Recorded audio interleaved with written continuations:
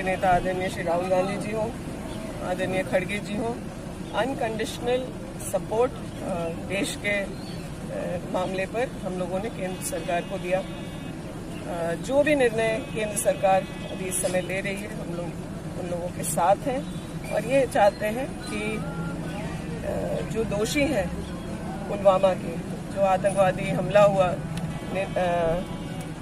निर्दोष लोगों की हत्या की गई, इतनी निर्मम हत्या की गई और देश को एक तरीके से चैलेंज किया गया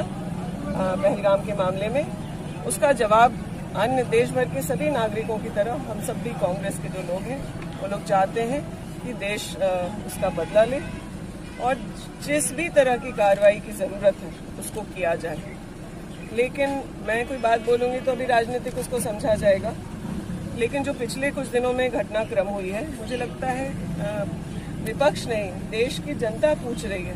कि आखिर क्यों ट्रंप हम लोगों के देश के निर्णय के बारे में देश को सूचित कर रहे हैं, क्यों इस तरह के निर्णय लिए जा रहे हैं। हम लोग पार्टी के तौर पर एक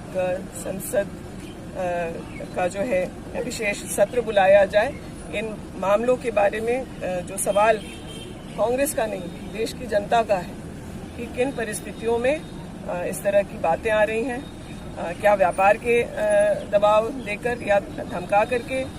ट्रंप के द्वारा देश में यह निर्णय कराया गया, क्योंकि बहुत ओहापोह की स्थिति है। आप लोगों ने देखा कहीं से सही जानकारी देश के लोगों को मिल नहीं पा रही। मीडिया में भी कई प्रकार की खबर चलती रही, उसमें कुछ चैनल आप लोगों के भी हैं कि रात भर में लाहौर पहुंचा दिया गया। तो ये गैर जिम्मेदाराना तरीके से जो परिस्थितियां चल रही हैं, कोई भी अब किसका मोदी जी सच कह रहे हैं कि ट्रंप जी सच कह रहे हैं, दोनों मित्र हैं, कब उनको पंचायती के लिए पाकिस्तान और इंडिया ने इनवाइट कर लिया, ये तमाम बातें क्योंकि टीवी में क्या चल रहा है, सोशल मीडिया पे क्या चल रहा है, उस पर देश के लोगों का भरोसा उठ गया है। संसद में जो बातें कही जाएंगी वो सच होगा,